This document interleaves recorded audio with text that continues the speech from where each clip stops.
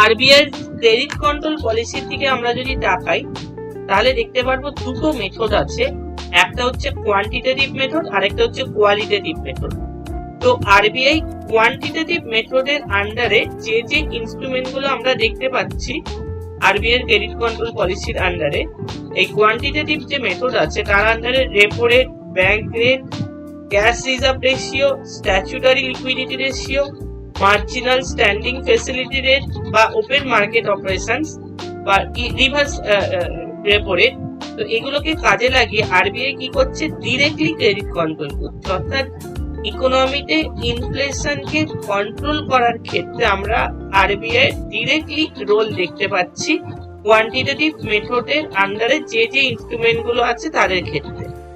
একইভাবে কোয়ালিটেটিভ মেথডের আন্ডারে আমরা যে যে পার্টগুলো দেখতে পাচ্ছি, credit rationing, selective credit control, moral persuasion, publicity, এই যে পার্টগুলো আছে, এক্ষেত্রে আরবিআই ক্রেডিট কন্ট্রোল করতে গিয়ে ডিরেক্টলি কোনো রোল থাকছে না। আরবিআই এক্ষেত্রে শিডিউল কমার্শিয়াল ব্যাংকগুলোর ওপর একটা সাইকোলজিক্যাল প্রেসার ক্রিয়েট করে ক্রেডিট কন্ট্রোল করার চেষ্টা করছে।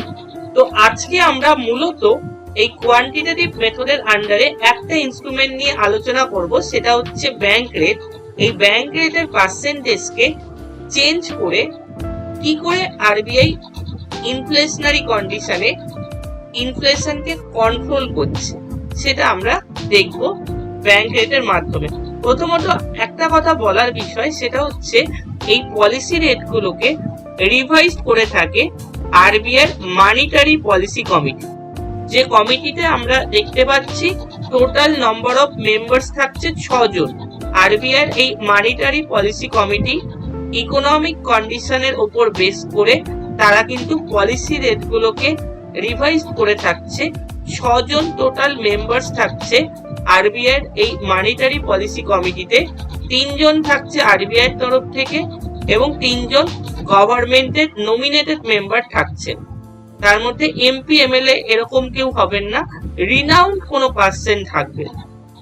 রিনাউন্ড কোনো পার্সন অর্থাৎ এর মধ্যে ফাইন্যান্স রিলেটেড কেউ বা নাম করা কোনো ইকোনমিস্ট এরকম পার্সন আমরা দেখতে পারবো। এই 6 জনের মেম্বার্সের যে কমিটি আছে তার চেয়ারম্যান থাকছেন আরবিআই গভর্নর।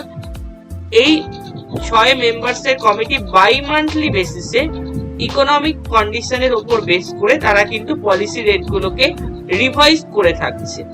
তো আমরা ব্যাংক রেটের মাধ্যমে দেখব কিভাবে ব্যাংক রেটের পার্সেন্টেজকে চেঞ্জ করে ইকোনমিতে ইনফ্লেশনারি কন্ডিশনে আরবিআই মনিটারি পলিসি কমিটি ইনফ্লেশনকে আন্ডার কন্ট্রোলে আনছে। প্রথমত ইনফ্লেশন হচ্ছে কোনো কান্ট্রির ইকোনমিতে, ওভারঅল কোনো কান্ট্রির ইকোনমিতে ইনফ্লেশনারি একটা ট্রেন্ড দেখতে পাওয়া যাচ্ছে। তার মানে আমরা বুঝবো যে এগ্রিগেট ডিমান্ডের পার্টটা এগ্রিগেট সাপ্লাইয়ের থেকে বেশি হচ্ছে, মানে ইনফ্লেশনারি কন্ডিশন দেখতে পাওয়া যাচ্ছে কোনো কান্ট্রির ইকোনমিতে। তার মানেটা কি? ইনফ্লেশন বলতে আমরা অ্যাকচুয়ালি যেটা বোঝাতে চাইছি, inflation of an economy means consistent rise in price level of different goods, commodities and services। অর্থাৎ কোনো অর্থনীতিতে মুদ্রাস্ফীতি দেখা যাচ্ছে, তার মানে ক্রমাগতভাবে বিভিন্ন দ্রব্য সামগ্রী এবং সেবা কার্যাদির মূল্য বৃদ্ধি পাচ্ছে। তো আমরা একবার দেখবো যে ইনফ্লেশনারি কন্ডিশনে কিভাবে ব্যাংক রেটের পার্সেন্টেজকে চেঞ্জ করে আরবিআই মনিটারি পলিসি কমিটি ইনফ্লেশনকে আন্ডার কন্ট্রোলে আনছে। আমরা এখানে আরবিআই নিচ্ছি, reserve bank of India, scheduled commercial bank অর্থাৎ যে ব্যাংকগুলো second schedule of RBI act 1934 এর আন্ডারে পড়ছে বা সম্পূর্ণরূপে আরবিআই যে গাইডলাইন আছে, আরবিআই যে রুলস এন্ড রেগুলেশন আছে সেগুলো ফলো করে যে ব্যাংকগুলো চলছে সেগুলোকে আমরা শিডিউল কমার্শিয়াল ব্যাংক বলে থাকি। তো এবার আমরা যেটা দেখব, ধরে নাও সাপোজ ফর এক্সাম্পল ব্যাংক রেটের পার্সেন্টেজ আগে ছিল 6%, অর্থাৎ শিডিউল কমার্শিয়াল ব্যাংকগুলো তাদের ফান্ডের রিকোয়ারমেন্ট হলে আরবিআই থেকে লং টার্ম বেসিসে মানে 3 মান্থস এন্ড অ্যাবাভ টাইম টেনিওরের জন্য 6% ইন্টারেস্ট রেটে লোন নিত, সেটাকে আমরা বলছিলাম ব্যাংক রেট। তো ইনফ্লেশনারি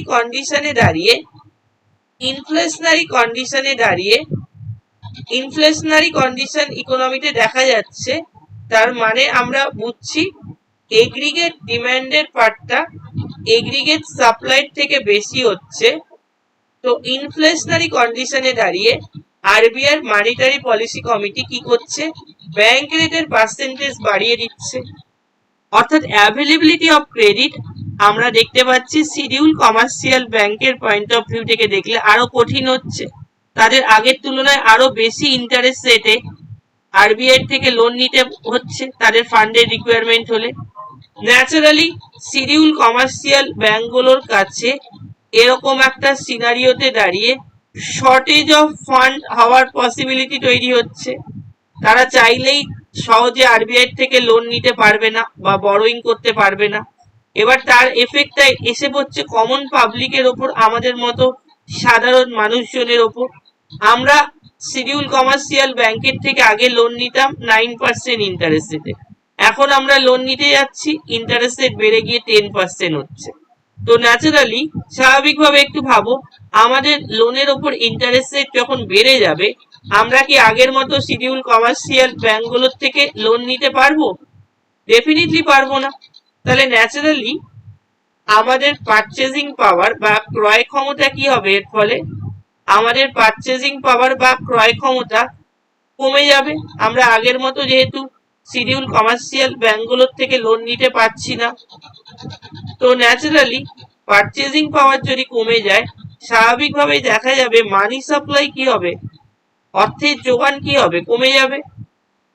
এবং ন্যাচারালি এটার এফেক্টে আমরা দেখতে পারবো এগ্রিগেট ডিমান্ড কমে যাচ্ছে, সামগ্রিক যে চাহিদা সেটা কমে যাচ্ছে। এটাই তো আমার উদ্দেশ্য ছিল। ইনফ্লেশনারি কন্ডিশনে দাঁড়িয়ে RBI monetary policy committee overall ইকোনমিতে ইনফ্লেশনকে আন্ডার কন্ট্রোলে আনতে গিয়ে তারা চাইছিল এগ্রিগেট ডিমান্ডকে কমাতে। তাহলে এইভাবে আমরা দেখলাম ব্যাংক রেটের পার্সেন্টেজটা বাড়িয়ে ইকোনমিতে মানি সাপ্লাই কমছে এবং তার এফেক্টে এগ্রিগেট ডিমান্ড কমছে, অর্থাৎ ইনফ্লেশন আন্ডার কন্ট্রোলে আসার একটা পসিবিলিটি তৈরি হচ্ছে।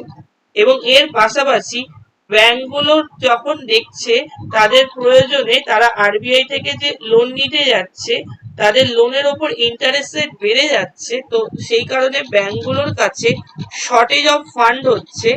তারা কি করবে, তারা কমন পাবলিকের ফিক্স ডিপোজিট বা এফডির ওপর ইন্টারেস্ট রেট এরকম সিনারিওতে বাড়িয়ে দেবে। ধরে নিচ্ছি 7% থেকে বাড়িয়ে 7.5% করলো। তাহলে কমন পাবলিক তাদের হাতে লিকুইড মানি, যেটা নগদ অর্থ রাখছিল, যেটা ইকোনমিতে মানি সাপ্লাইকে হয়তো বাড়িয়ে দিচ্ছিল, সেটা কমে যাবে। কারণ ব্যাংক থেকে তারা যখন বেশি করে রিটার্ন পাবে, তাহলে ব্যাংকে তারা এফডি রাখবে, বেশি করে ফিক্স ডিপোজিট রাখতে পছন্দ করবে। সেটাও কিন্তু ঘুরিয়ে ইকোনমিতে লিকুইডিটি অফ মানিকে রিডিউস করছে বা মানি সাপ্লাইকে কমাচ্ছে, এবং যার এফেক্টে ঘুরিয়ে আমরা দেখতে পাচ্ছি এগ্রিগেট ডিমান্ড কমছে। এইভাবে আমরা লক্ষ্য করছি ব্যাংক রেটের পার্সেন্টেজকে ইনক্রিজ করিয়ে কিন্তু ইকোনমিতে ইনফ্লেশনকে আন্ডার কন্ট্রোলে আনা যেতে পারে। কেমন?